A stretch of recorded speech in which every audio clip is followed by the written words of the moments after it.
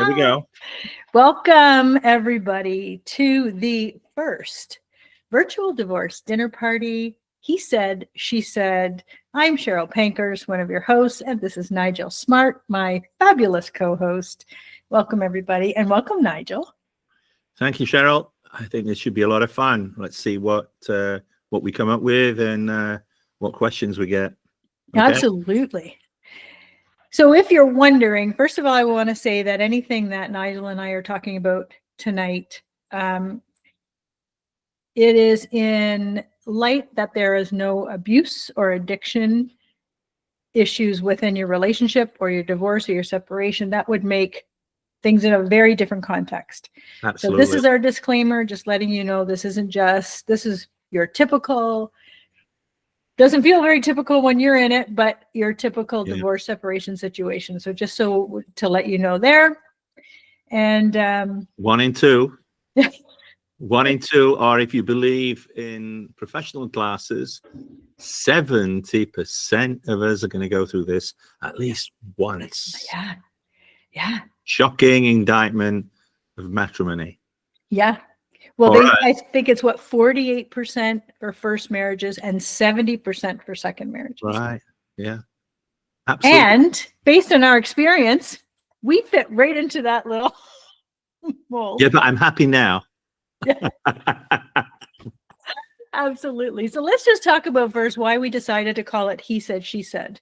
And we thought that was really important because Nigel and I, as we continued to meet and talk about divorce and these issues, we realized that there is a very different perspective on each side.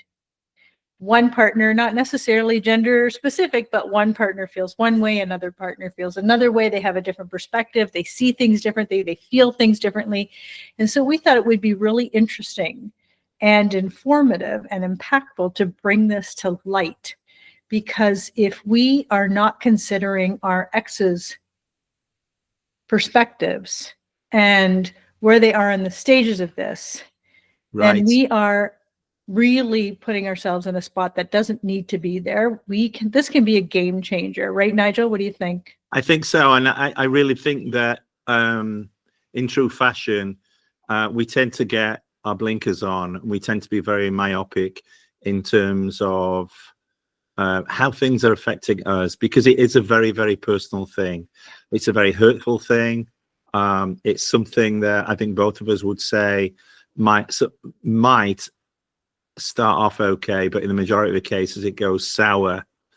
I still believe that I'm very skeptical when I hear people say, oh, we had an amicable separation and oh, it went all hunky-dory and all the rest of it.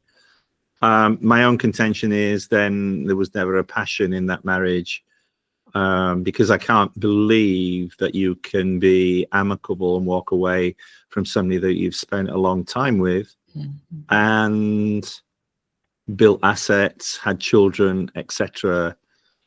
I think that if you put a lot into the marriage, then it has to be traumatic when it rips you apart. And I really do believe that. Now, that's very contentious, and that's fine. And maybe you can all chime in and like we see on X, and vehemently disagree. But that is the benefit of my experience. That's what I see with clients. That's what I see from ladies and gentlemen as they send me notes on our site. So I'm throwing that out as a point of debate.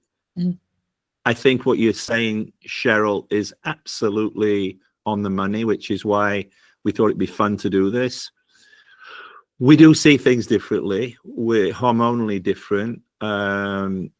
We have our own internal prejudices in terms of what we think our roles are, and that's exacerbated again in terms of the different stages of life that we go through.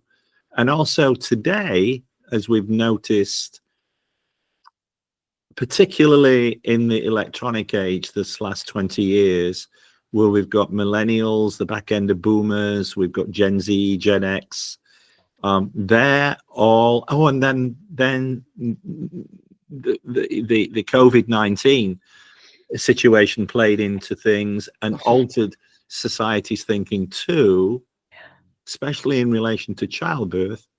That has all added into sort of like a mix, like a big cooking pot of, can anybody ever make any sense of this? Certainly, I don't think there are any generalizations. There are some general rules of thumb, but not generalizations. And you have to listen and you have to find out what's going on. But above all, you have to decide at the end of the day, as this thing separates, breaks up, the future, the now, the future is what it's about. And you need to decide what it is you want now. Big mistake to go back. Look over your shoulder occasionally, but only do that, as I would say, and I know we've talked about this before, but I would only do that in relation to being able to gauge how far you've come. Because I think you've got to leave things behind. And I've said to you before, I think a piece of you really has to die before you can completely move on. And that's my core belief. Yeah, I completely agree. And before anybody thinks that we're just like pulling this information like out of a book, we just need to tell you that Nigel and I have both been there twice each.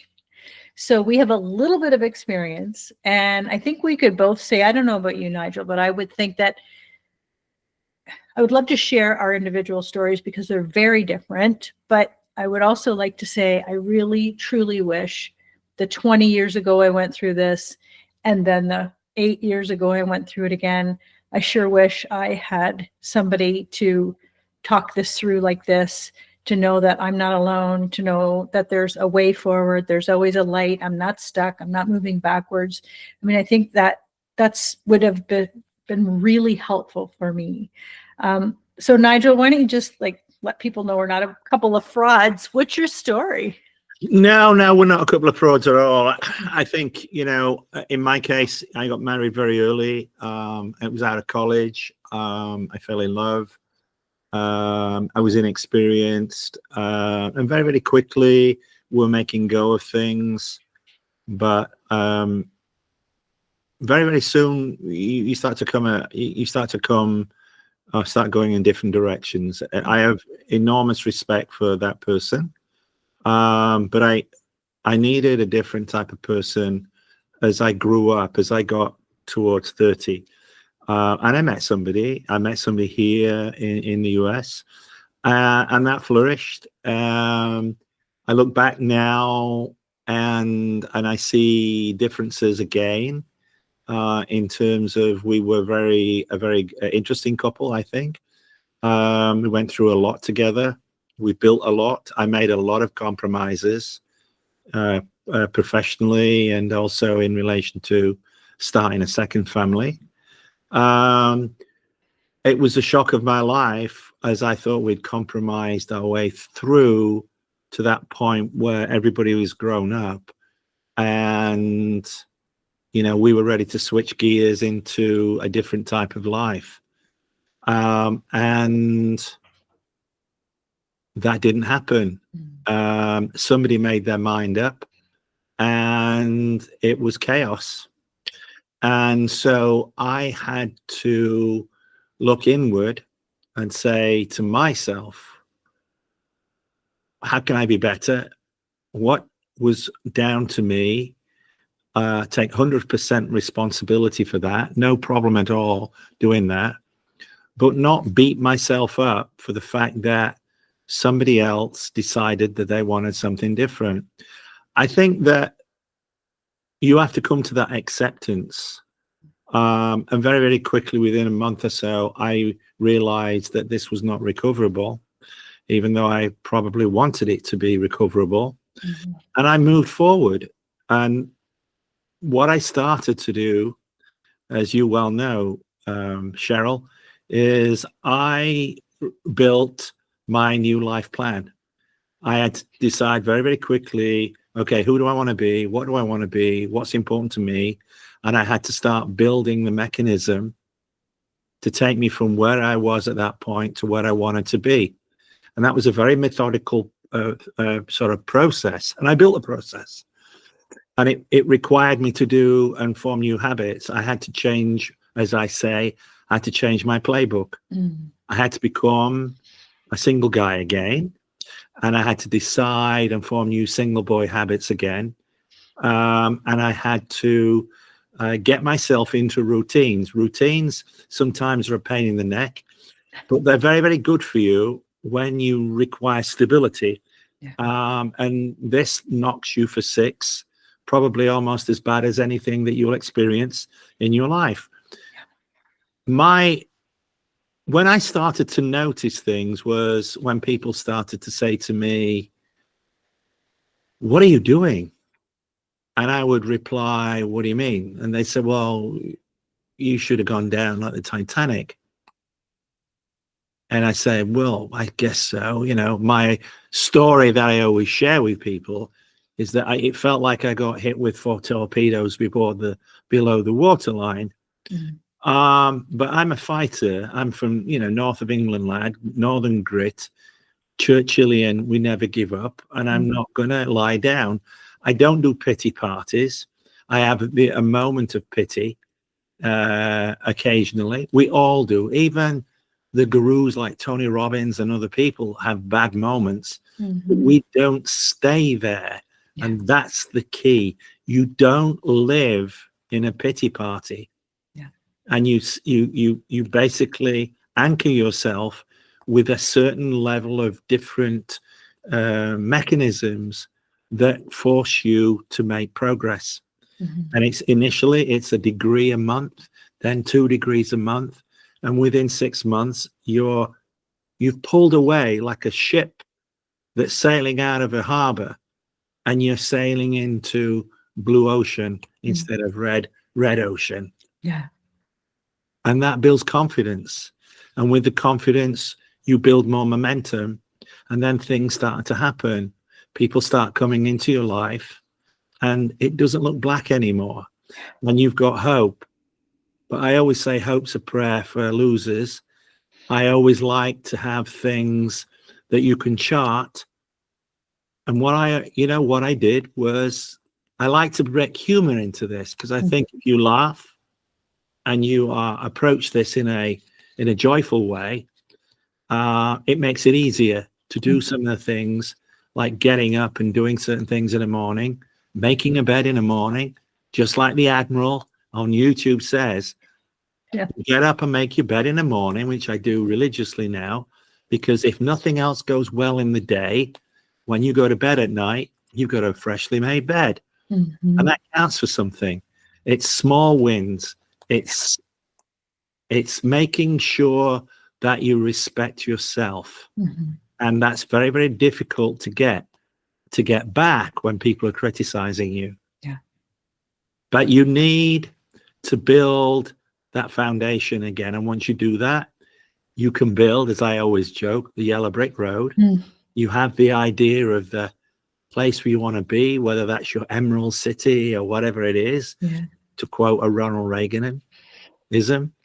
And you build that yellow brick road. Each step, each stone is a brick along the way.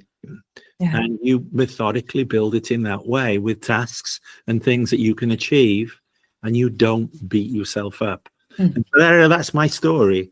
That went on for six or 7 years. I wrote a bestseller book, as you know about it, Bouncing Back. I started coaching guys because people asked me, "Can you help me?" I said, "Sure." But I always wanted the right relationship. And so I found somebody. I had to travel to Colombia to find her. But I found Eddie, and I'm very, very happily married of 2.5 years again.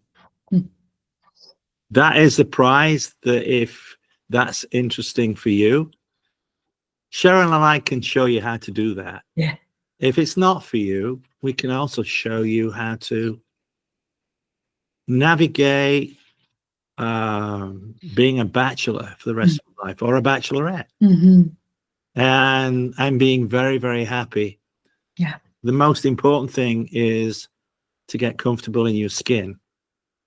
And I know that's something that you feel strongly about.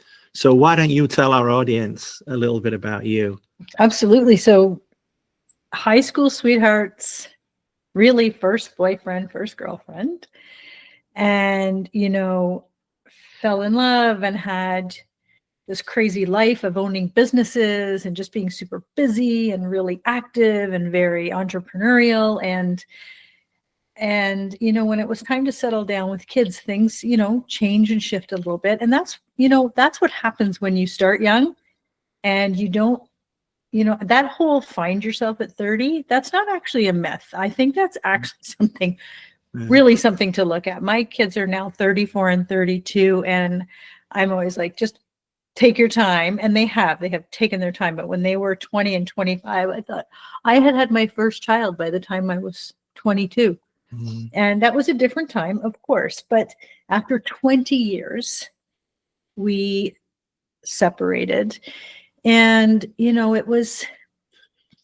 we had so much together. Like, we grew up together. Our families were each other's families. Our friends were each other's friends. Right. We didn't have any kind of autonomy at all. That's true, isn't it? Yes. So it's hard at 20 years. It really is. 20 years, 21 years. Yeah. And the impact, you don't really consider, I had it on my mind a lot longer than my ex did, and a lot longer. And I just didn't see that way forward. But I also really started to feel like, this isn't me. This just isn't me. I'm just not happy. Do I want to leave my kids for every other weekend and every Wednesday? No, I wanted them under the same roof. So it kept me there for a very long time, until I started realizing that, is this what I want them to think a really amazing, close, intimate relationship looks like? And so it was time to go.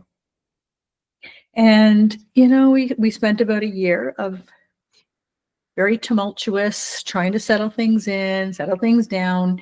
And now I can say we are very, very, very good friends. And every once in a while he'll say how lucky we are, but no, we worked very hard.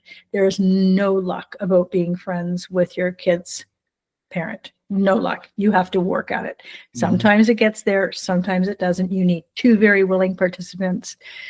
But it also means you're at different stages of the game, which is a really big part of the he said, she said, and I think how he viewed this whole thing, I don't know about you, but from what I could see, there was a big ego and failure, and I can't look after my family, and I just failed, and I couldn't do what I needed to do. And I was like, it just completely surrounded my world. Like, I just felt like I just had to get out. I just had to get out.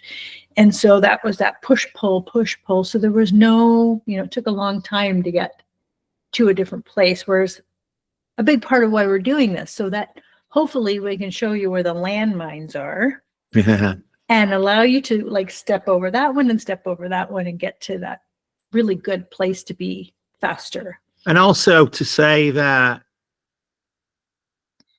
it isn't all cookies and cream or roses.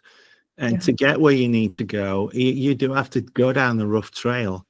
And there is, rough water to navigate before you can get into that blue ocean, that blue water, where it looks like paradise. And you can find that. I find, Cheryl, guys are very, very battered by the experience. I know ladies are too, because I talk to them all the time. But I'm always taken aback at how truly battered guys that wanted to be in the marriage. I'm not talking about guys that are shifty and having relationships on the side. And I know that happens on both genders too. But I've noticed that the guys really have a problem with picking themselves up, especially if they've got to middle age, they've had 20 years of marriage, They have a big guilt problem and self-esteem issue. Yeah. And the only way that they feel that they can release that is abusing themselves. They abuse themselves with either hard alcohol or recreational drugs, or in some cases revenge sex. Every one of those things is unhealthy. Yeah. And it's funny, in this day and age, what I notice now is men still have that. People still perceive men to be, oh, you weren't able to do it. You weren't able to keep people happy. You weren't able to hold it together. And then, society looks at women, goes, way to go. You're strong. Get out there. Be independent. You're fine. And that's a tough thing. Even I felt great at that time, being celebrated to be the strong woman, to walk out not knowing what's happening. But it's not fair. It wouldn't be fair to my ex. It wouldn't be fair to the male side of this relationship, that society is now going, well, look what you did. You ruined it. You blew it. But look at her. She's out there shining. She's independent. I think that's a really tough thing to accept.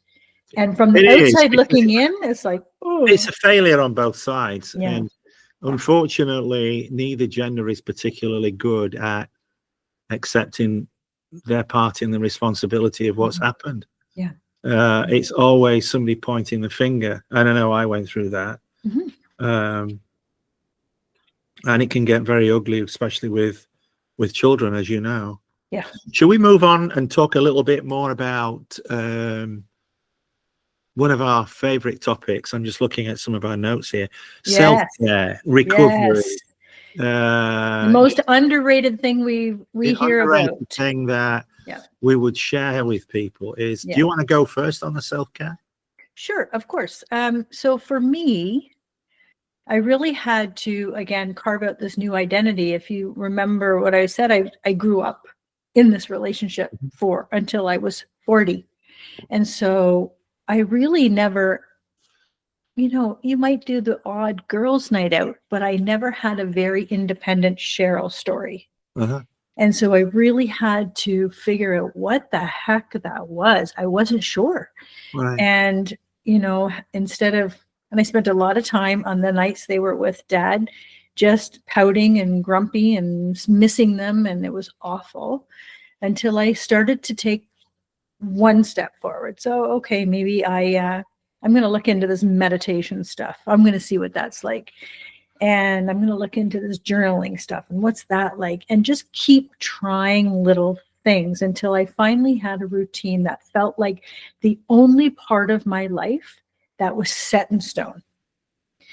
And it was the one thing I felt like when I really couldn't rely on anything or anybody, I felt like this allowed me to rely on myself. So when I said, I'm going to get up at 5, I'm going to meditate for 5 minutes. And for me, I didn't even know what I was doing. I was just sitting there and I was thinking of my grocery list and what I was going to make for dinner. But I was sitting there and I was sitting there and sitting there. And until I found guided meditations and I found something like journal prompts, something to keep going. But what it did for me is I started to notice very slowly, but I did notice in situations where I would have been way more reactive, I wasn't. And in situations where I thought, I can't count on anybody. Nobody keeps their word. But when I kept my word to myself, it triggered something in me like, okay, I can depend on me, because it starts from within. We need to do our work first before anything else happens. And it might seem menial, or it might seem, so writing things down, but it's a scientific fact. When you write out your feelings or your frustrations, and you can write in this journal, you can write how much you hate your ex to the 10th degree, but that way it's out. And you're not telling your ex, you're not telling your kids, you're not telling who doesn't need to hear it, but it's that. Or, even now, I still, every morning, I have a dance party, because that's how it starts my day. But it's those, I truly do. I look like a ding dong, but I love it. But that's how I start my day. And that puts me in that, brings your vibration up. It brings your, your emotions are up, you're fired up, you're ready for the day. And again, it's not like winning the lottery in that you see an immediate thing. But I will notice even back then, I would go through the lawyers' meetings and I would go through, figuring out the finances and all of that. But then at the end of the day, I would say, I'm not reacting the way I normally would. Like something is working. And I think that is the big part of self-care that sometimes, people kind of brush aside, and it doesn't really matter where you are in your journey. This is something you can start today. And yeah, absolutely. Tell me about your self-care. What does self-care look for you? I know this self-care is the absolute most important thing. It's the bedrock. It's where you start. It's accepting where you are. It's understanding, well, where am I right now? And if you can write down all the things that you are feeling, whether it's, where are you with your career? Where are you with your relationships? Where are you with your emotional life? Where are you with your finances? Where are you with your physical health? And you start to record and journal exactly how you are. Now you've got a baseline. And why is that important? It's because we have to grow. We have to grow forward, because that's the mechanism which takes us away. It's like a ship steaming away from the harbor. We're gonna go away from the harbor, and we're gonna go out into the blue ocean. Hopefully, the blue ocean is the ideal space where we want to be. Mm-hmm. And you need to know exactly where you are, and then you need to create new routines. As I said, one of my best friends said to me, "You've got married man routines. You're not going to make it if you don't shift." Best advice I ever got. I needed single man routines because I was a single man again. I'd forgotten how to be a single man. Mm. And so at least initially, you need to set routines up. The routines are, you get up in the morning, and what do? You look in the mirror. And one of the things that's important in looking in the mirror is you actually see in the mirror a proportion of what you're feeling at that moment. So to come back to you, you need to promote actions in yourself that will make you feel better. You need to move. Mm. With movement, you will create, you'll raise your serotonin, which is your happy mood hormone. Mm-hmm. You will create dopamine hits. What are dopamine hits? It's the thing in the brain that tells you, I feel great, I feel better. Yeah. So you look in the mirror and you look and you brush your teeth and you say, gee, you're a handsome guy. And you're looking good. And you shut your eyes and you visualize, what is your day? What would your day be like if you could have a perfect day? So good. You look in the mirror and you shut your eyes and say, okay, what is my perfect day? What is it going to feel like? What am I going to do? Visualize that day. And then open your eyes. Another great thing is to, your brain doesn't actually know reality from whether it's being tricked. Mm-hmm. Those of us that are a little older will remember from the 90s, the Memorex tape adverts. Is it real or is it Memorex? Well, the reason I mention that, because it always brings a smile to my face. But I remind people, especially guys maybe that are 40 or 50 who have got families, they'll remember that time. And your brain doesn't know it's being tricked. Mm-hmm. And so you can say things like, I'm a genius, and I use my wisdom daily. Mm-hmm. So you come out with some mantras. I have a famous one that I've used with lots of clients. I'm a winner, I'm a winner, I'm a winner. I'm a winner in my health. I'm a winner in my life. I'm a winner in my relationships. I'm a winner in my business. I'm a winner in my finances. I'm a winner in my love life. I'm a winner, winner, winner. And you start saying that to yourself a dozen times, 20 times with your eyes closed. And then you go and have a hot shower, and then you get dressed, and then you barrel out and you take on the day, you seize the day. Now you're in a different place. The whole metabolism is in an upflow mode. Yeah.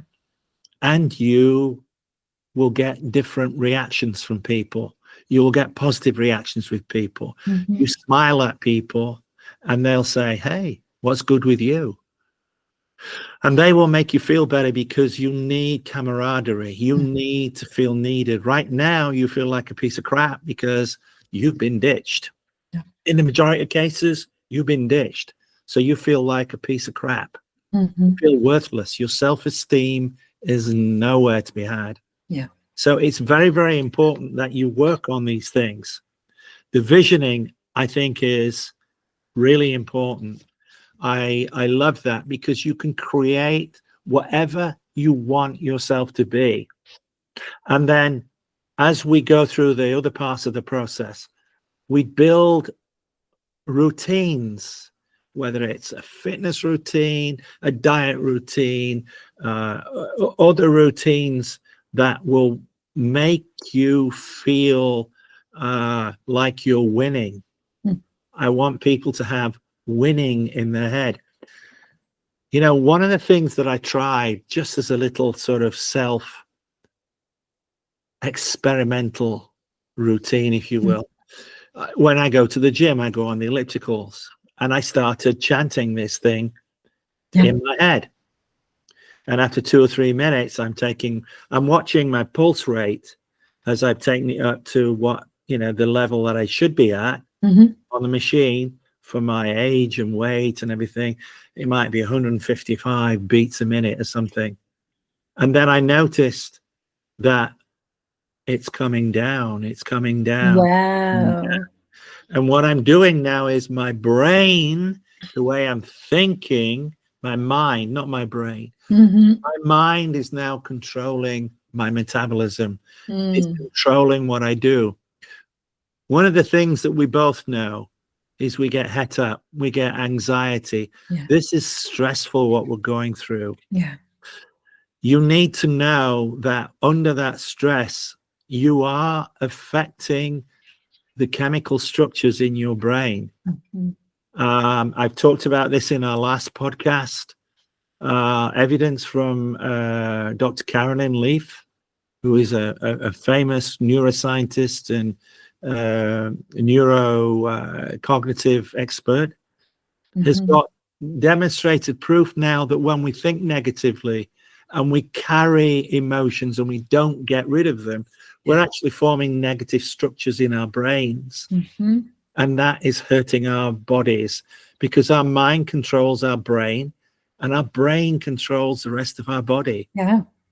I showed that in a small experiment that through my mind, I was controlling my physiology. Yeah. That's pretty amazing. It sure is. Oh my God. So these are the things that I look to do. And those are things that we can train anybody to do, any man, any woman. It needs to be something that you do over and over again. Yeah. It needs to be a habit. Again, to get habits formed, we're talking 30 or 40 days. It's not something that we can do twice and it's going to work. Yeah.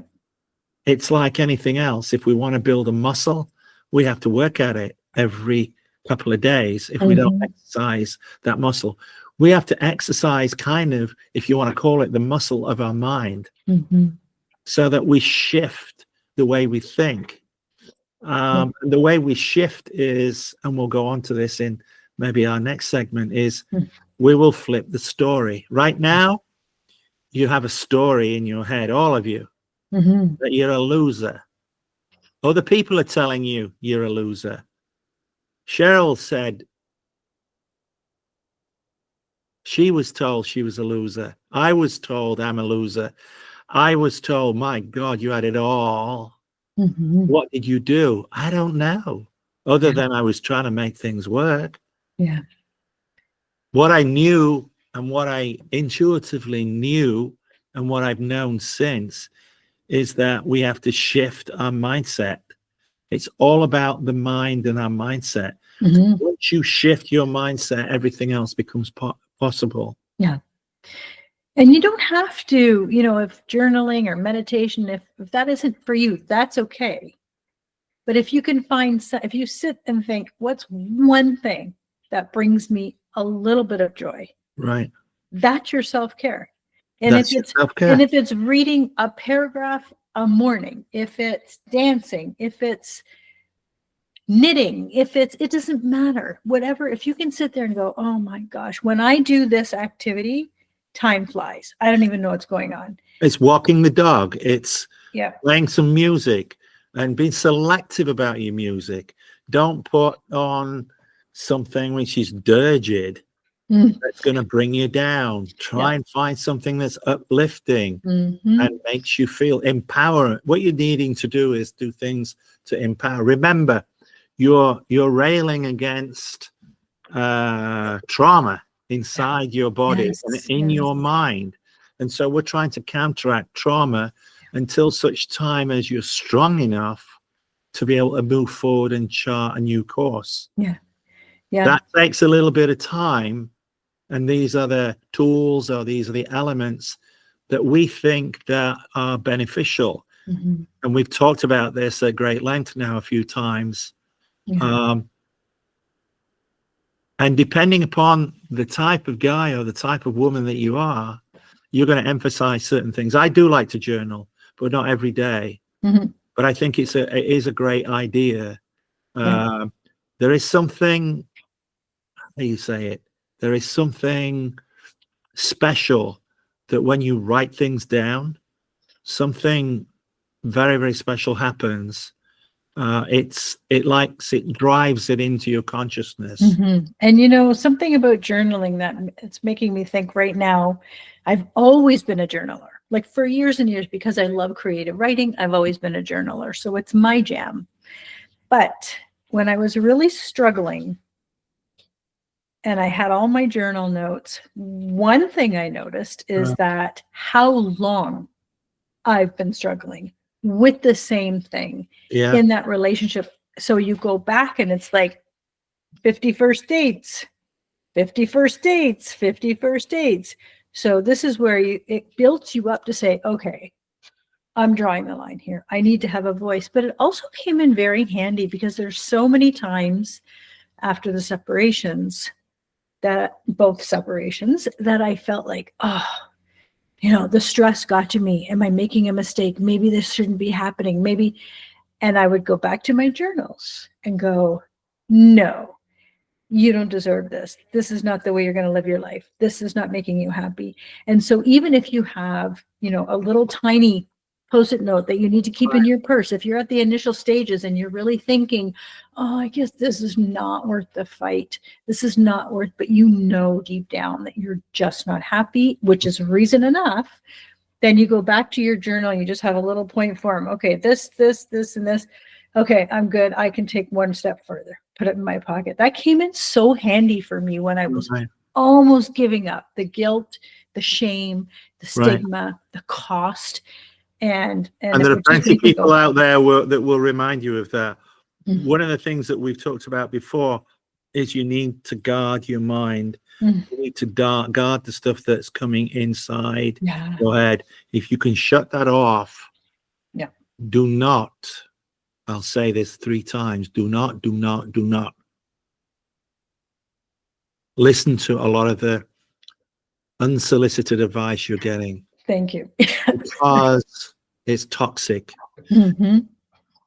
It's toxic from the point of view of everybody's well-meaning, but if they've never been through this, and I include experts on this, expert therapists who have never been through a divorce themselves, you cannot imagine the trauma and the anxiety that it breeds in you, especially If you are have any size of family or businesses, the complexity of the mess that you've got to dissect is horrible. One of the things that's very, very important is that you take time to figure that out. Remember, the lawyers will help you with the legal stuff, but they have no idea on how to talk to you about the stuff we're addressing here. And it gets expensive if you depend on your lawyer. This is emotion. Yeah. This is about you making better choices. This is about you deciding, what do I want out of my life now? You know, I joke about, who do you want to be as 2.0? You know, you've got to change your playbook. You have to change your playbook because in the initial stages, especially when the lawyers are involved, there will be a lot of manipulation. And if they know how to push buttons, it'll just get more and more acrimonious.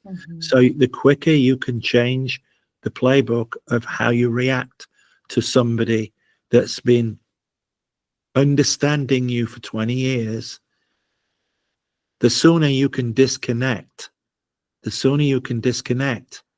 and prevent them from doing that. Yeah. You agree?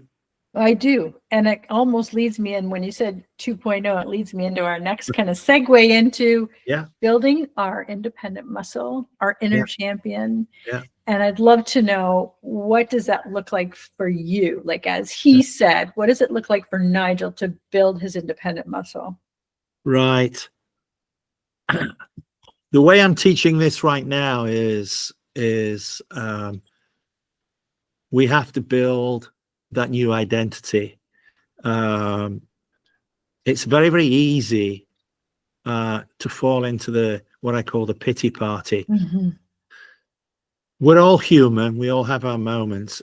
I remember one day I had taught my oldest boy that you can't stay in a certain place when things are going bad for you, any point in your life.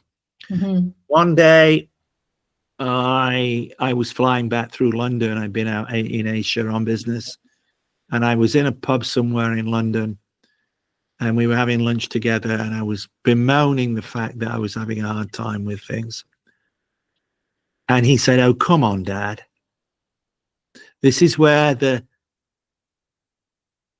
student became the mentor. I switch places with my son." And he looked at me and he said, "Remember what you taught me?" He said, "You can go there for a little while, but stop it. You can't stay there. Bounce out of it."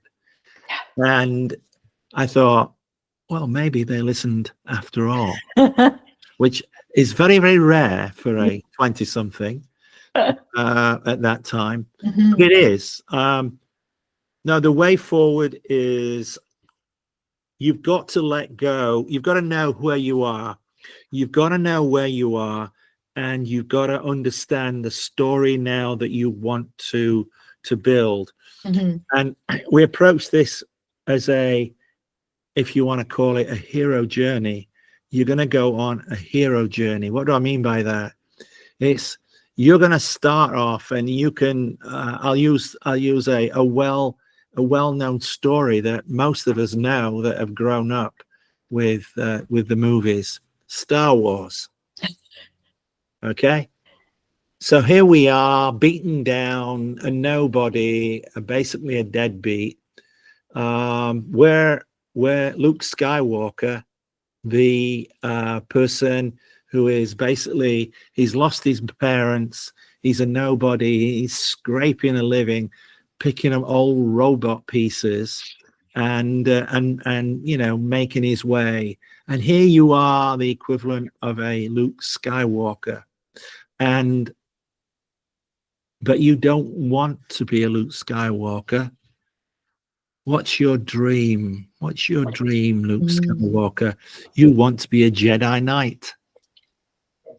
And so what we're going to go on is, if you can imagine for a moment, and this might help you sort of conceptualize this, is you're now Luke Skywalker that's basically putting together old bits of robots, which is the remnants of your life. Mm. And we're going to actually convert you as you 2.0 or 3.0 over a period of time. And you're going to become a Jedi Knight. And the reason you're going to do that is because you're going to have guides. You're going to have people to help you that are going to take you down that yellow brick road if you want. You're going to have maybe advice from an Obi-Wan Kenobi. And they're going to lead you, and you're going to meet people along the way. The Tin Man, the Lion, the Straw Man, whatever. You need to identify people in every facet of your life that's going to be somebody that's going to pull you along, nudge you along. Mm-hmm. And what we do is we build you a process based on what is it you want out of life. We sit down with you. You sit down with yourself and say, who do I want to be? This is what I want to be. You know, I want to be athletic. I want to be a certain weight. I want to earn a certain amount of money. I want to find this new person. And you get granular about each one of those categories. That might be 5 or 6 things that are important to you. Who do you want to be when you do that transformation? And so I approach things in this way, and I approach myself in that way, and I built a smart, a clever process to transition myself. And I've used that, or aspects of that, to train other people, to transmit them through that same sort of journey. It's very, very organized. Yeah. It's very, very habitual. You need a routine. We're going to build new routines. We're going to build your Superman routine. We're going to build your Jedi routine. Whoever it is you want to be when you've transitioned. And we're going to follow a very fun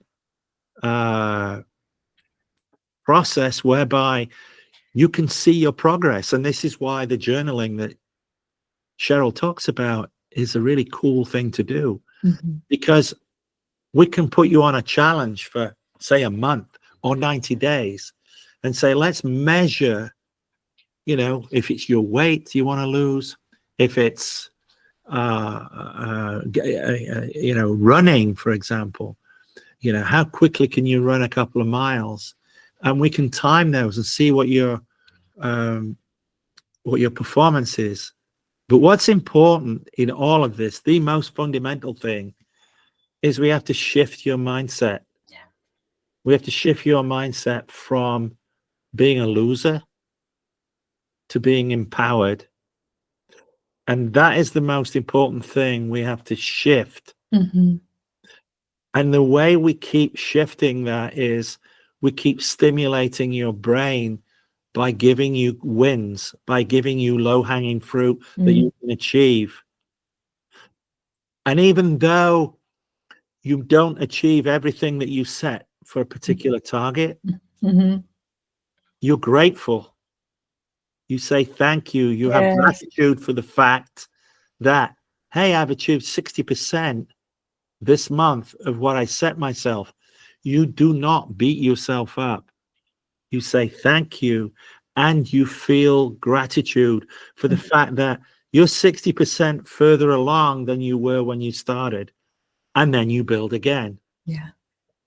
It's building on success and doing that in a methodical way and having fun. And you celebrate your wins. Because when you celebrate your wins, you imprint in your mind success feelings, and you alter the proteins in your head, and you actually alter how your genes are working to manipulate your physiology, and you become happier. Yeah. That's what I do. You know, and this might sound very harsh, but it's a reality. It was for me, is that no matter who initiates the separation or divorce, it's that identity that got you where you are. Yes. So if you don't change anything about your identity, that's exactly where you're going to stay. And it means going deep. It means figuring out, how did I get here? Let's go backwards. How did I get here? Did I not use my voice? Did I agree to something? Did I not set a boundary? Whatever it is. Am I codependent? Whatever it is. But it's going deep and going, okay, Cheryl 1.0 landed here. And then got married again, and Cheryl 1.0 landed there again. Right. So what does that say to me? I don't want to be Cheryl 1.0. Nope, gotta go.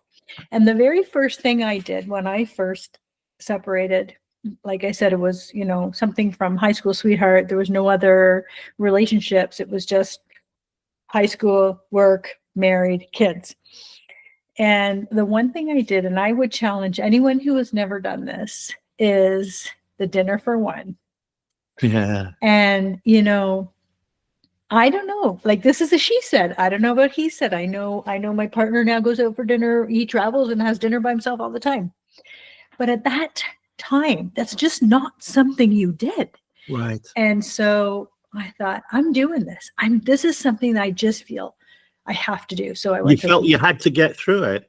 Yeah, it was just like, it felt, it was disgusting, which I thought maybe that means I'm going to grow, right? It's like, when you grow, it's always really hard, super messy, and then, beautiful. Yeah.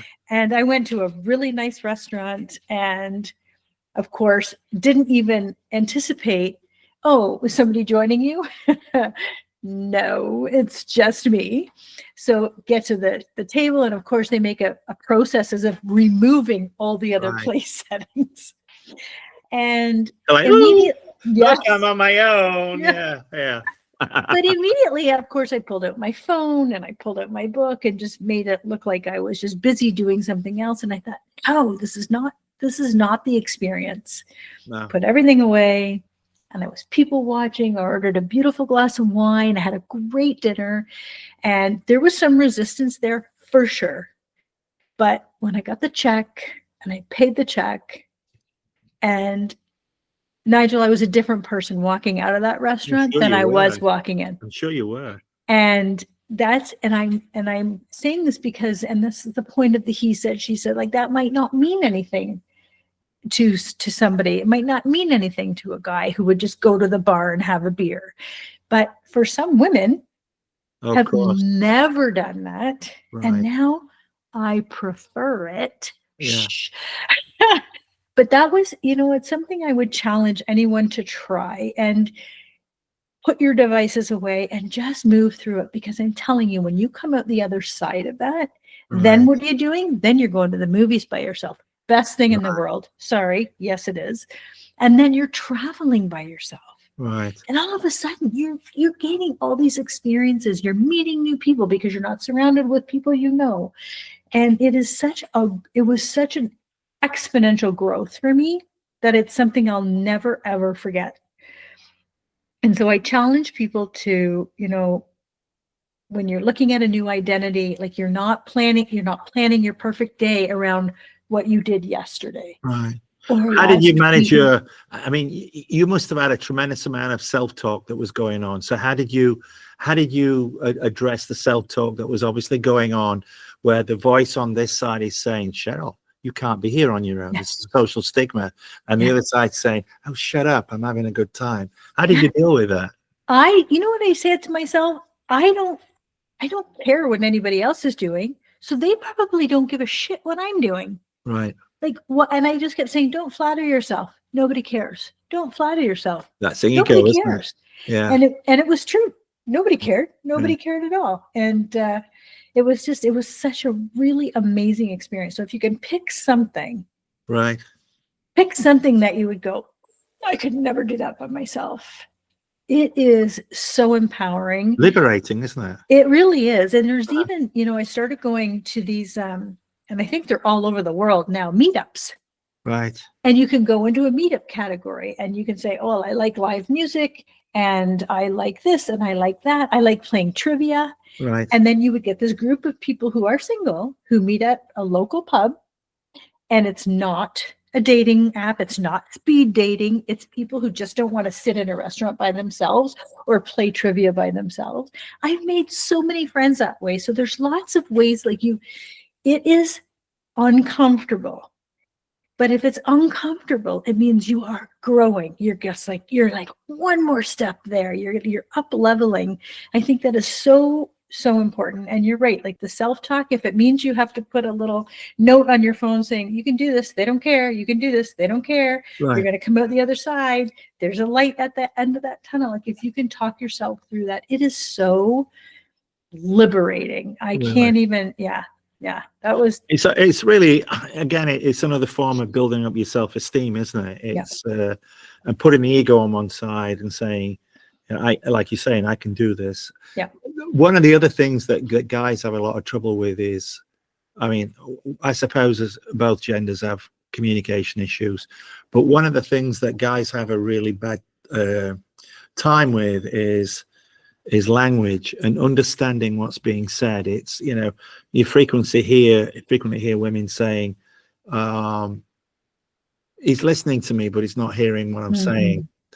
And from a guy's perspective, it's they're talking at me again, and this is what I'm hearing.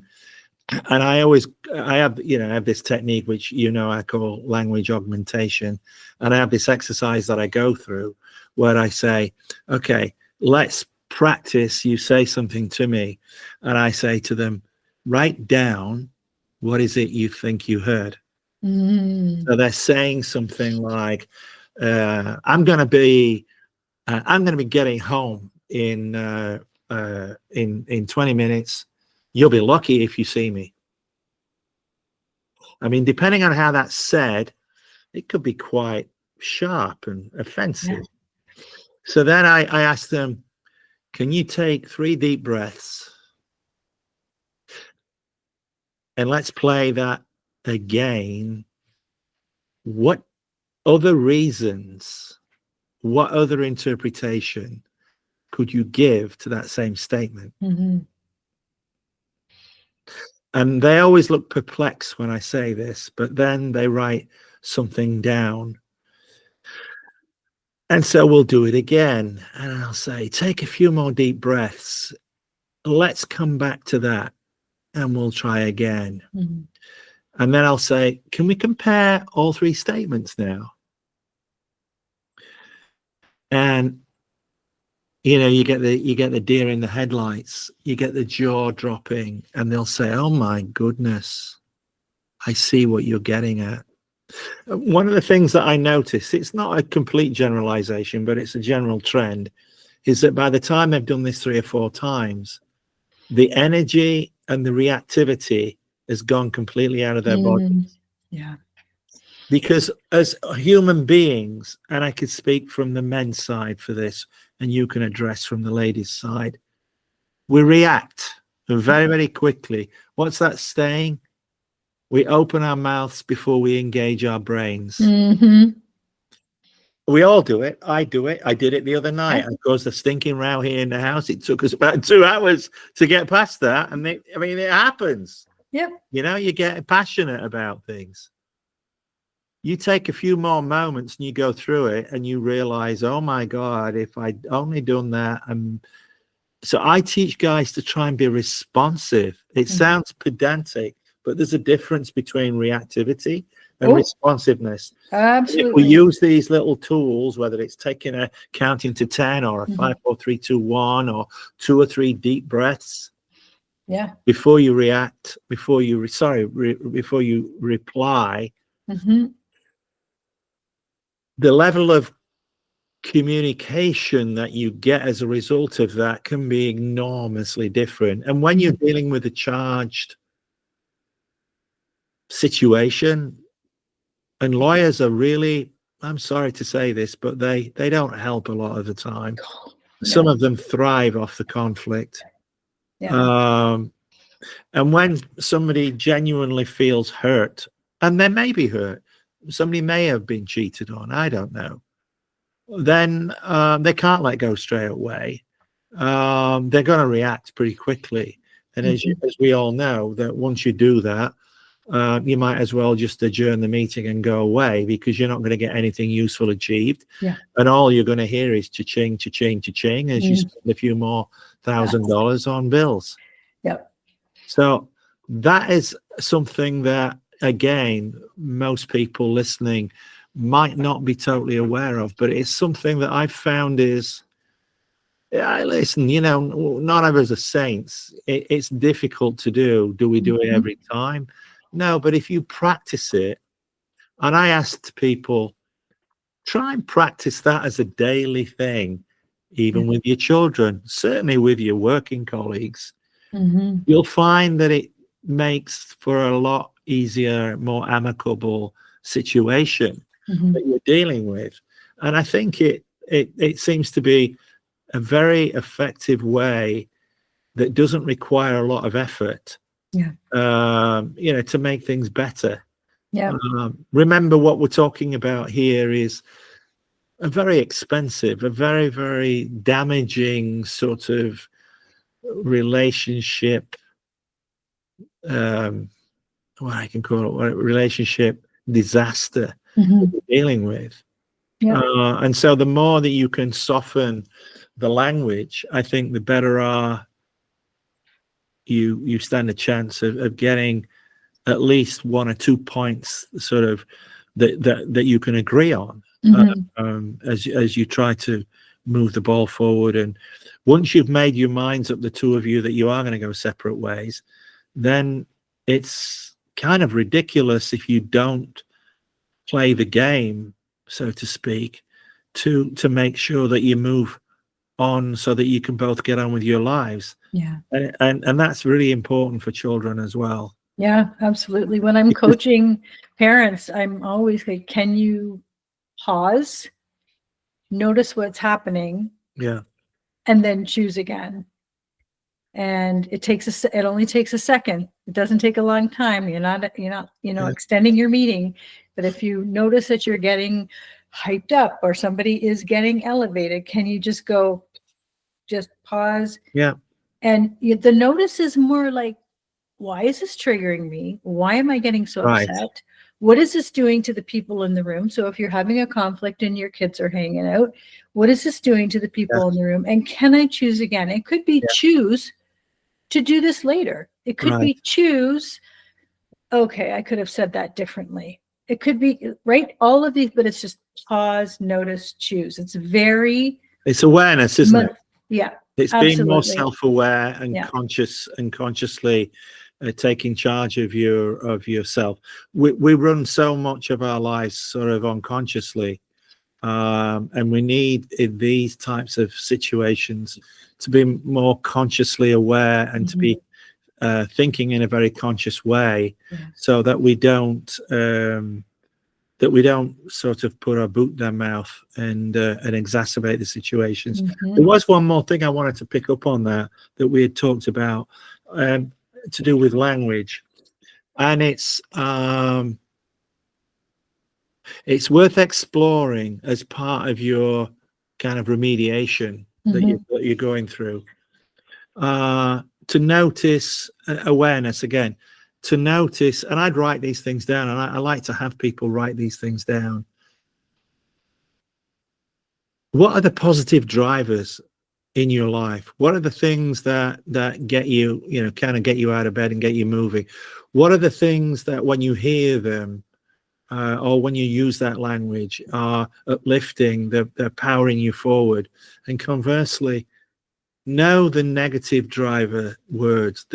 words, and try to screen those out of your everyday vocabulary. That it sounds, that sounds a bit esoteric, but actually it works.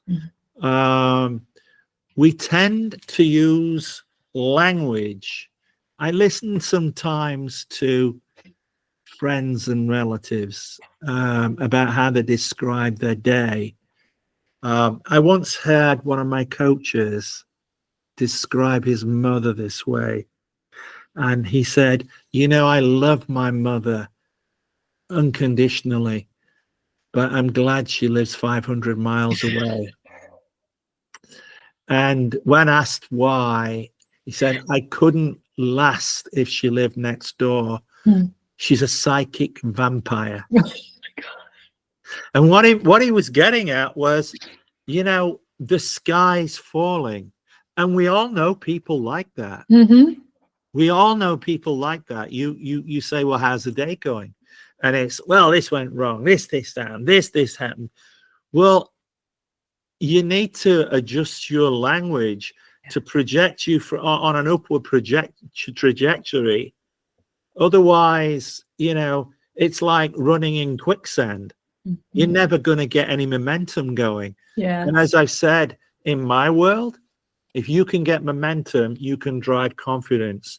And once you drive confidence, you can drive a lot of progress. And as you correctly pointed out, we can't be fulfilled unless we're growing. Yeah. So our goal should always be towards growth. Yes. Yes. 100%. And I know we're scratching the surface on everything that we do in our coaching, but we should, the importance of co-parenting. Yes, that was a good segue, wasn't it? Yes. Going through this situation, not everybody has kids, but if you do, this is a whole other layer, a whole new ball game. And this is your opportunity to really learn what being collaborative is. And I think we've both had very different experiences Yes. as co-parents. But I will say, if I can say anything about being a co-parent, and that is, you're angry and you're hurt, and no matter how it started, no matter who initiated it, but your kids are your kids, and they will never choose this. They would never say, yes, this is a great idea for you. Mm-hmm. And if you are talking, I see so many people who gravitate to their kids to say, well, I really need to be happy. And your dad does this and your dad does that. So your mom does this, or your mom does this. And it doesn't matter how much you say that to their parent or to your kid. They will never say to you, oh, okay, Mom, I get it. Just leave him. It will never happen. They will never say, I'm on your side in this situation. They need to be a completely different entity from what you're going through. Yes, they're going to get dragged through stuff that is completely unavoidable, but that will be enough.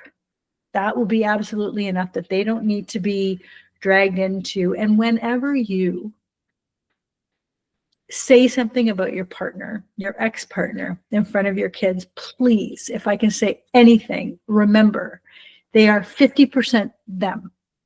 So when you call dad an asshole, little Joey's in the backseat going, huh, and I'm just like my dad.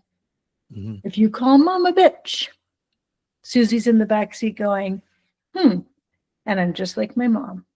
So when you throw these words around, that you are doing irreparable damage to your kids. It's very difficult. Yeah, you never know in these breakups what's being said on the other side. Nope. And given that there's a disparity often in the way the courts administer custody time, you're never actually sure what's being said, what isn't being said. Yeah. One of the things that I've learned from a good friend of mine who was with the Israeli Secret Service, she taught me a whole bunch of things to deal with body language. And there's a tremendous amount that is communicated in these family split-ups with body language and other things other than verbal. Mm-hmm. And although one party can turn around and say, well, I've never said something, it's not exactly true, because there's these non-verbal communication pointers that are going on that are feeding opinions into these impressionable minds. Yeah. And as we both know, the human mind doesn't actually reach maturity until about 26 years old. Yeah. That's much later than I realized. Mm-hmm. Explains a few things about my own early adulthood, that Mm-hmm. I was immature. I was making decisions, good decisions for the majority of the time, but yeah, we were making mistakes. And I think, as we both understand, you get into your 30s and you feel like you're making better decisions. Mm-hmm. Yeah. And you feel more established and more at ease with yourself, I think. Yeah. This business about the language, though, is a difficult one. I found some of the things I've just discussed for clients have been very helpful. On a personal level, they haven't always been as successful on a personal level as they have in being able to advise people. One of the things that plays into this, and I'm sure you've seen this, I know other people have, is there's a lot of passive aggressive behavior. Yeah. And that's really, really difficult to deal with. When you only get children for a certain amount of time, which often men don't have equal time, Yeah. it's very difficult to discipline. And I don't mean be authoritarian like they're in the army, but there are habits and things that get carried over. And teenagers, they want to do their own thing anyway. And there's nothing worse than, well, we don't have to do this at mum's house. I think that's just a very, very difficult situation to be in.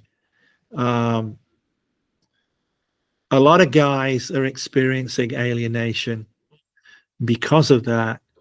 And all you can do is be authentic. And being authentic when you don't get equal time and you don't get equal overnights is a very difficult one. I would say that it's still your best protection, because I think to some extent, I can speak for guys, we've all experienced elements of this. I know I have. It's not pleasant. No. It's grossly mean and unfair, but that's the best solution, because you can't legislate that from the courts. No. I know some people believe you can, but I don't think that's possible. It's being on a relationship level, and having behaving in a way where you're being true to yourself and you're demonstrating responsibility to them. Remember, you're not their best friends. I think I see a lot of people make mistakes where they try to be their best friends. Yeah. That may be happening at their mother's house. For guys, you have to be a parent, which means putting your foot down at times, and you will be unpopular. And it is hard, because there's temptation, and I've been through this, to sort of bend the rule and say, well, I don't get them as much. Therefore, if I am too hard, they may not want to come again. I think you just have to be consistent, and that's what I've tried to do. And I tell everybody, be authentic, be yourself, be a father. Yeah. We're not best friends. We're trying to be coaches, if you like, to bring on little adults that until 26, they may have had families of their own, but they're still children. Yeah. And so that's the way I approach. I mean, how do you respond to that from a woman's point of view, Cheryl? Listen, I know, notoriously moms get more time, but I have to say, if you are a mom and for whatever reason you are keeping your kids from their dad, for whatever reason, just because you're mad, because they're not paying support, because of whatever it is, the only person you're hurting are your kids. Right. If you don't have a vested interest in dad anymore, that's fine. But you are damaging your kids. And I have to say too, Yeah. kids will watch the whole thing go down. Yeah. And they'll watch it and they'll watch it and they'll watch it. But then when they hit that 26 or 27, and it might take that long, Yeah. they will tell you, I saw that. I know that was wrong, but I was scared to say anything. I didn't walk the boat. I didn't want to, piss off mom or piss off dad. Well, But to some extent, they think that they're the cause of it, aren't they? yeah, And 100%. They're No. not. No, they have to stay out of the game. And again, I mean, there's extenuating circumstances when it comes to abuse and addiction. We're not talking about that. We're talking about, I'm pissed off. You cheated on me. I'm leaving you. I'm taking the kids. I'm taking the money. It's not how it works. Yeah. You can take the money, you can take the house all you want, but the kids are still his kids. And at some point in time, you chose to love your partner. And at some point in time, you chose to have children. Right. And when you made that decision and brought children into the world, they are now your priority, not your anger, not your finances, and so I think, every time you get ramped up, find a friend, find a therapist, find somebody to talk to about it, not your kids. And, again, you might think you're punishing dad or you might think you're punishing mom, but you're not. It's zero effect on them as much as you're punishing your children. Mm-hmm. And they didn't ask for any of this. So how do we create a new story, Cheryl? How do we create a new story? I think if everything we decide, everything we talk about, if we put our kids' faces in front of us first and say, okay, is this the best for my kid? Is this who I want to be? Do I want to be this person, or do I want to be this next level of a ex-wife or ex-husband? Do I want to be that level?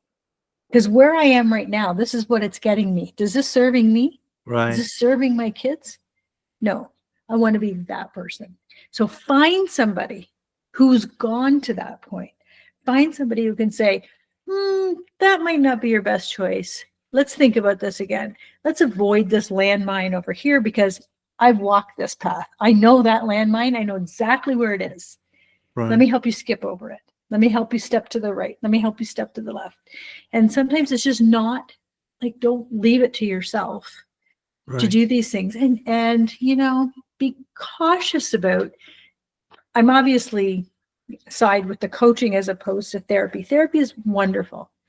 But if you find a therapist who has not walked the path, that's right, then they don't have, that inner knowing of, I still say this, the day my ex and I split up, I still remember when we told the kids, and this was like 2005.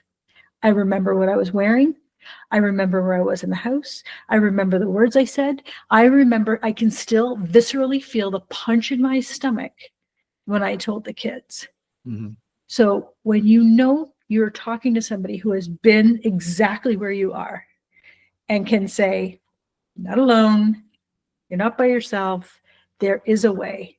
Yes. And find somebody who can take your hand and walk with you through that and help you discover sometimes therapy just gives you answers and digs into deep trauma, which is wonderful, except coaching is very different. Coaching is, we know you have that next level in you. Mm-hmm. We just know how to. And we don't want to, I think the difference between the therapy and the coaching is that the therapy can go on and on and on and on and on. Mm-hmm. And it's very psychological, whereas the coaching can be, how can we get you quickly from A to D or A to Z, mm-hmm. So that you've got a life that's been rebuilt. I see so many people that are in therapy for years and they're still a mess after 5 years, whereas I'm a very practical minded person, and the people that come to me like to they're achievers, maybe they're mm-hmm. high achievers. And so they want to see tangible change, and they want to feel good about about where they were and now where they've grown to. Mhm. And when you can show a measurable improvement rather than something that's very esoteric, I think they actually naturally feel better. And so, I'm always saying, let's do the analysis pretty quickly. Let's try, and once we get you stable, once we get you feeling good about yourself, once you've had some time, because you can't rush into this, let's build what it is. What is it you want to be? Who is it you want to be? And where, in the case of the children, where do they fit into that puzzle? What branch of the tree do we need to sort of populate there? What are the things we need to do so that you're feeling a sense of fulfillment? Because you're not going to be happy. I firmly believe that you're only happy when you're fulfilled. You're only fulfilled when you're growing. Yeah. You have to you have to be in that mode. Excuse me. I like the fact that you've led us into that sequence of things that we talked about at our last podcast, and the mentoring side. I mentioned jokingly, when we build the Yellow Brick Road, who are you going to have? You're going to take, whether it's Obi-Wan Kenobi or what have you, or you're going to have the Tin Man, the Lion, you're going to need people along the way. I think what I've done is in each of the areas where you want to improve, you will find, if you like, a mentor or a coach or a sensei to help you become that piece of the person that you want to be. If you think of yourself as a pie chart, there are slices of you that make up that pie chart. Who do I need? Who do I need that fulfills the physical side?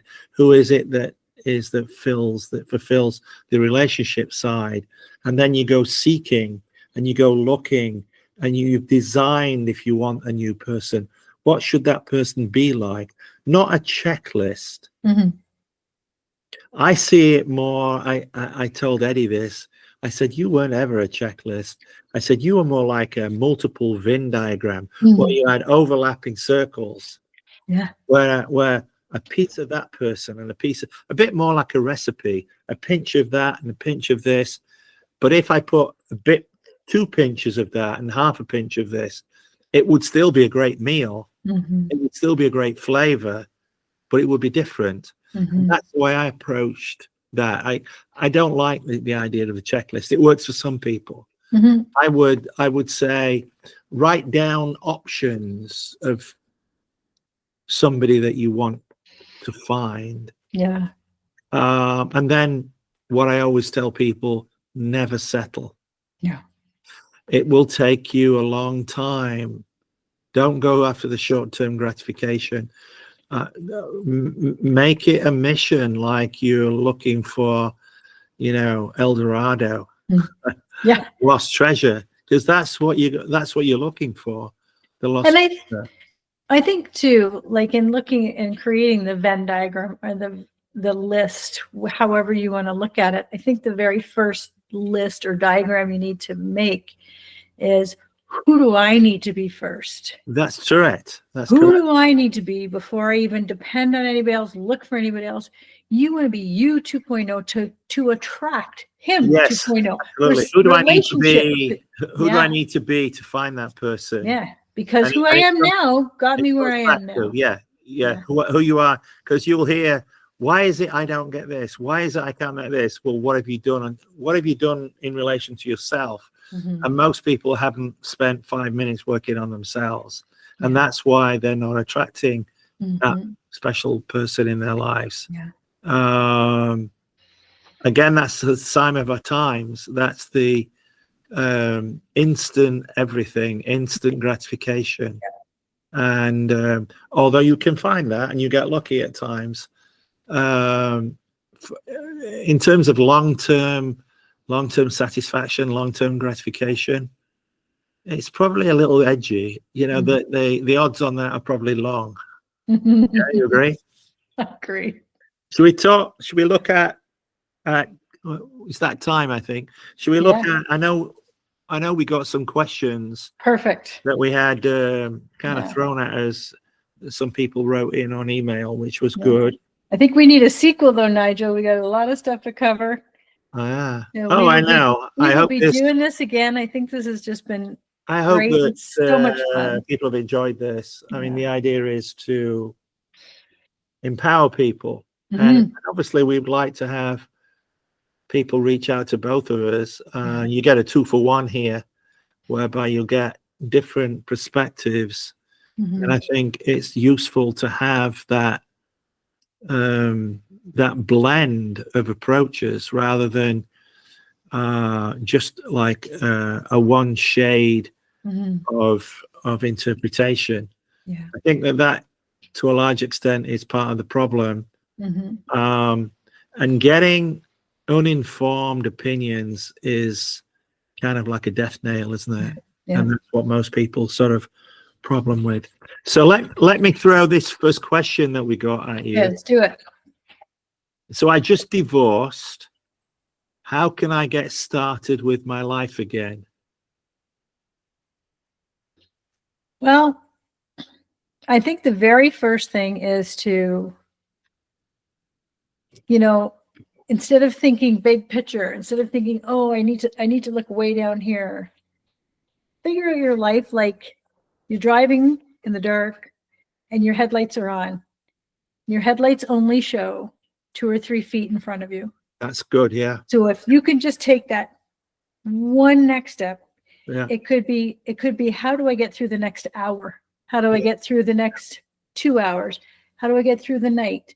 And just keep reflecting back. Okay, that was a win. I got through my last hour. Now I just need to do the next hour.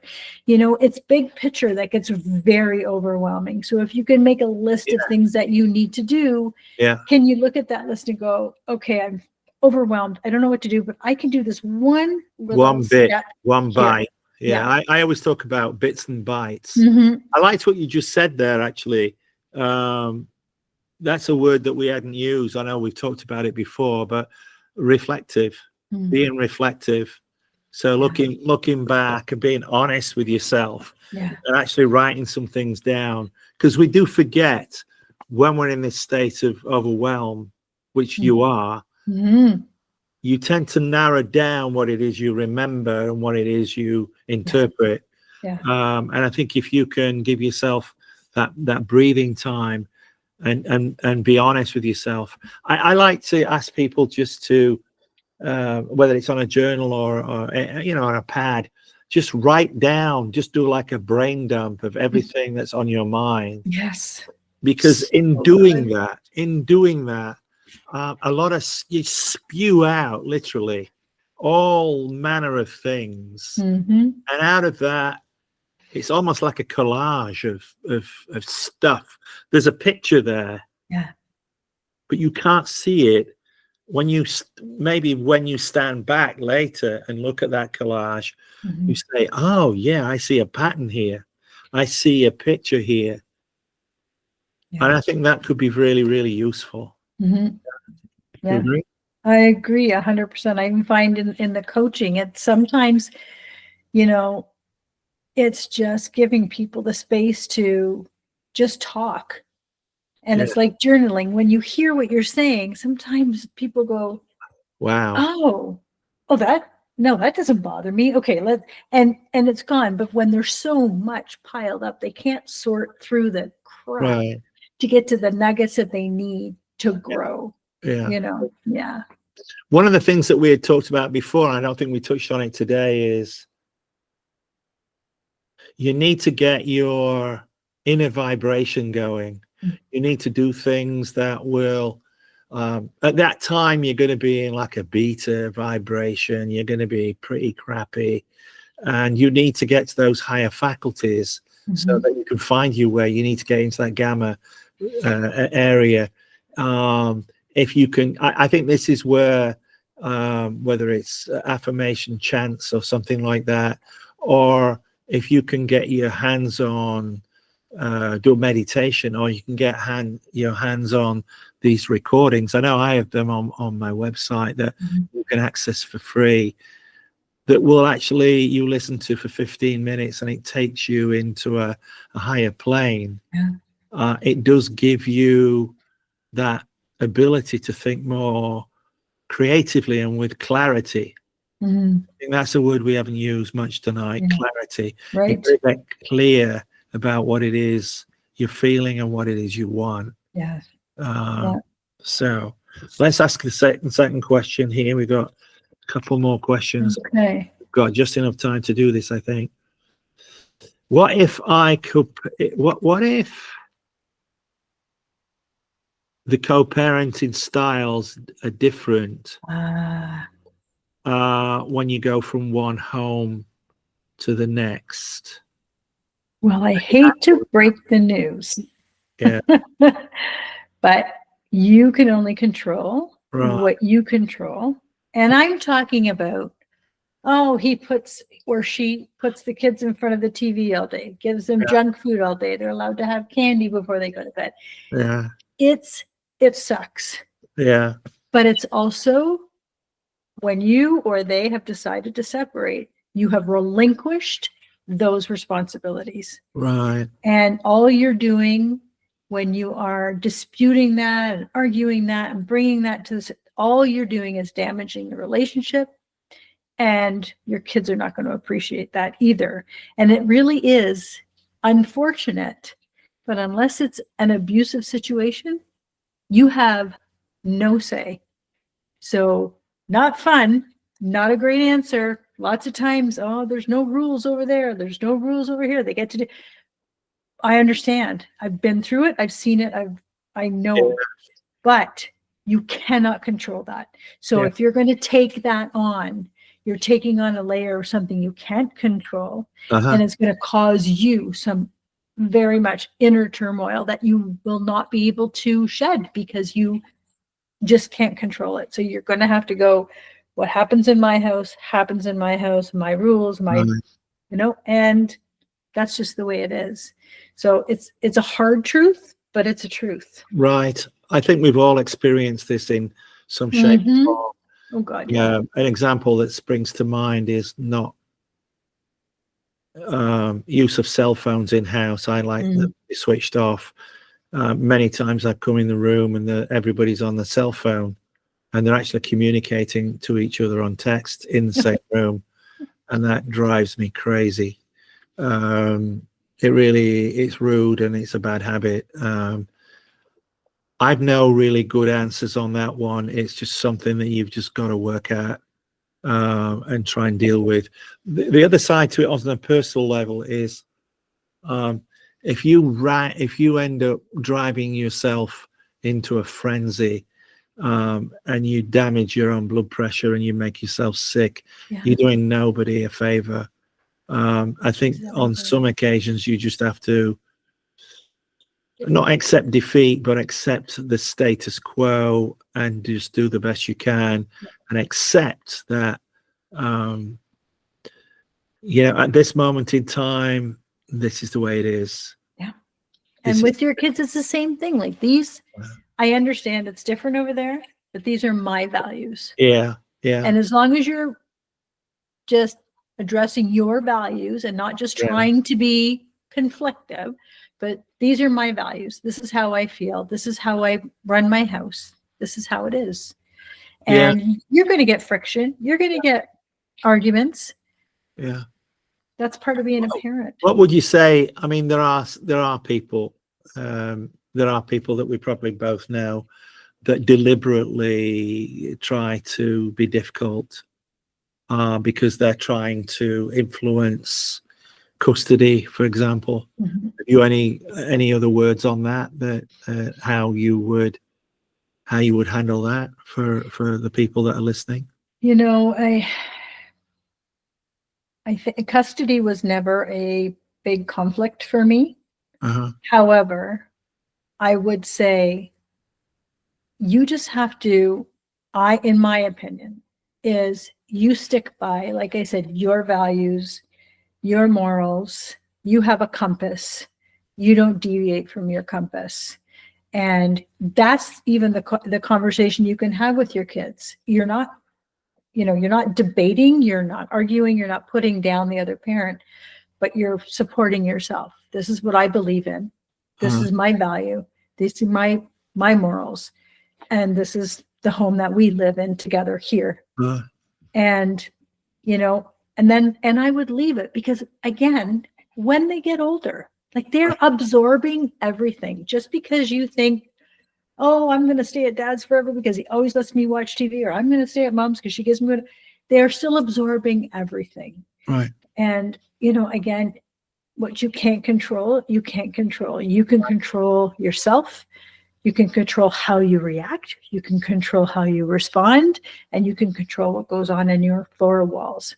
But when you relinquish that control, it actually gives you the freedom to say, okay, and I'm telling you, I promise you, your kids see everything. And it's important that I suppose, we are talking about relationships. We are talking about their future here, but you've also got to consider your own self-health.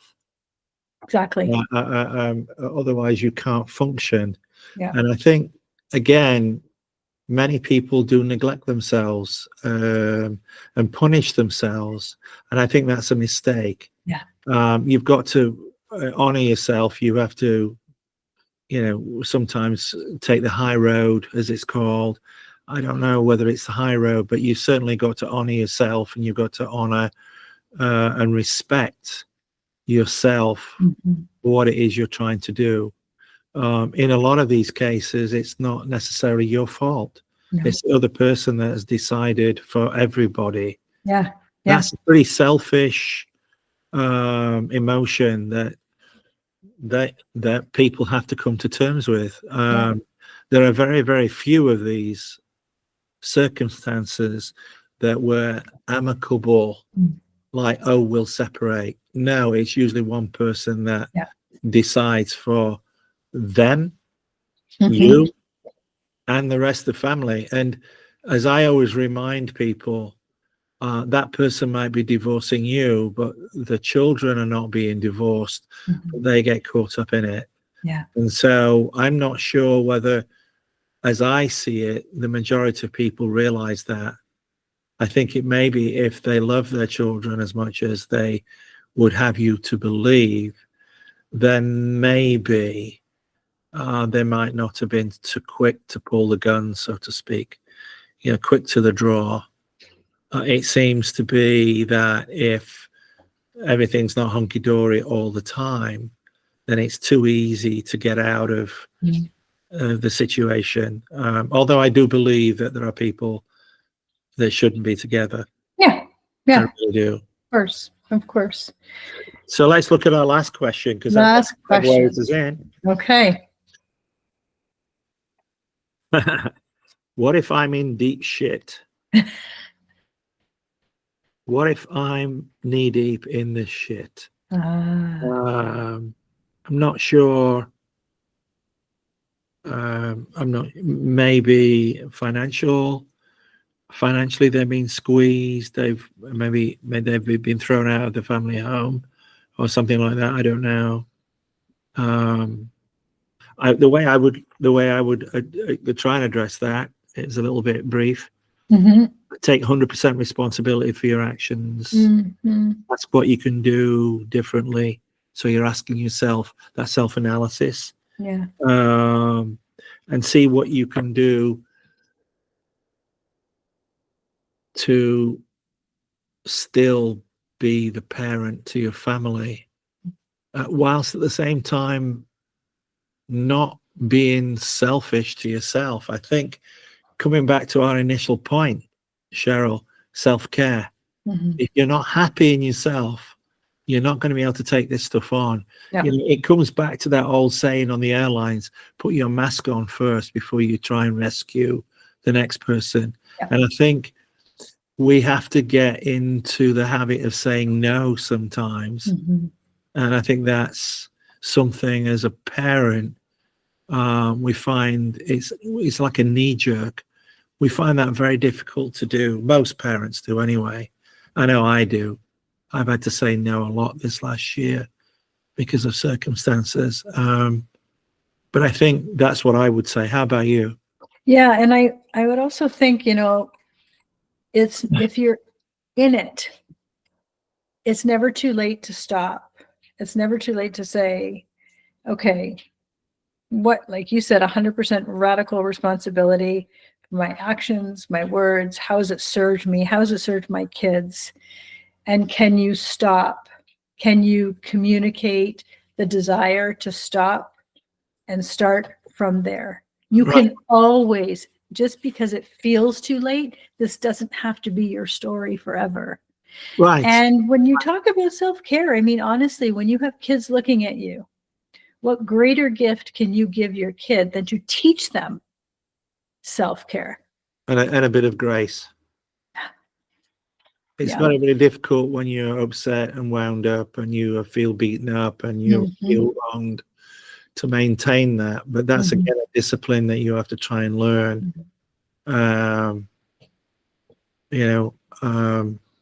Suck it up, as they say. Suck it up, keep calm, carry on. But again, have a plan. What's that old saying? And the sun comes up tomorrow. Yeah. Nothing's forever. That's right. Nothing's forever.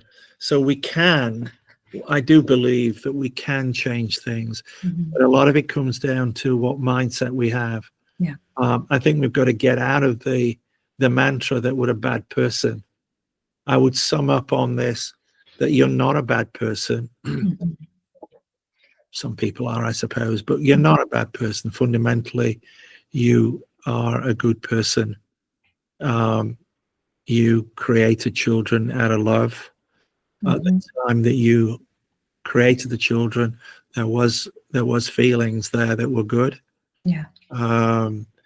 And you have these treasures that will always be part of you, even if they're not talking to you at the moment. And I think you need to feel good about that. But at the end of the day, you've got to chart your own course. And it may mean, sailing the ship out of the harbor a time or two, and you don't see them for a while. But you know where they are, and they know where you are, and you do the best to communicate and be authentic. And in time, all things will come good. Yeah. But it requires you to have a belief system.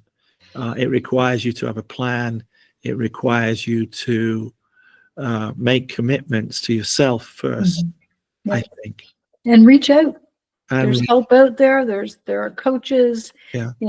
Nigel and I both offer, we have a bonus at the end of this for a coaching call. Yeah, we do. For you to get a flavor of what this is like. And we may not be your people, but reach out to somebody. Right. Because you're right. Nigel, you need a plan, you need a structure, you need a format, because floundering and just grasping at whatever you get a hold of is just not going to help you grow and not help you shed the skin that you don't need to be in anymore and create you 2.0. Yeah, if creating the 2.0, I think is a goal. If you see it as a target and shoot for that. I talked a lot in the last week or two about you need a moonshot. You got to see this as a moonshot. Yeah. And if you shoot for the moon, shoot for the stars, you'll hit the moon. If you go for a moonshot, then at least you might get into orbit, and the orbit would be, happiness in a relationship and a life. At the end of the day, you've got to build a life that people want to share. And I think if you create a life that people want to share, then a lot of wonderful things will materialize. And on that note, Well, on that note, we will include with this all the links that you need Yeah. if you want to reach out, and also a really introspective and reflective workbook that goes along Yeah. with this masterclass. Nigel, this has been an absolute pleasure. Yeah, we're gonna have to do this again. There's a Yeah. lot more I think that we'll dig into. Absolutely. And if there's feedback, questions, you will know how to get a hold of us. Yeah, you will reach out with a lot of tools and things that we can give you, a lot of bonuses that we can give you, time for a consult, time for some of the other tools that we have to enable you to figure out things about yourself, how to plan the blueprint for you to move forward. Yeah. So don't be shy. Take the leap of faith, as they say. Yeah. And be bold, believe in yourself, and there is a future. There is sunlight over the horizon, as I always say. So go for And it. if you're growing, in 6 months, you won't recognize your life. No, you won't. No, you won't. Yeah. Well, thank you so much for listening. Thank you for joining us. Thank you, Nigel. This has been lovely. Okay. See you again. Take care. Bye-bye. I'm going to stop the recording here.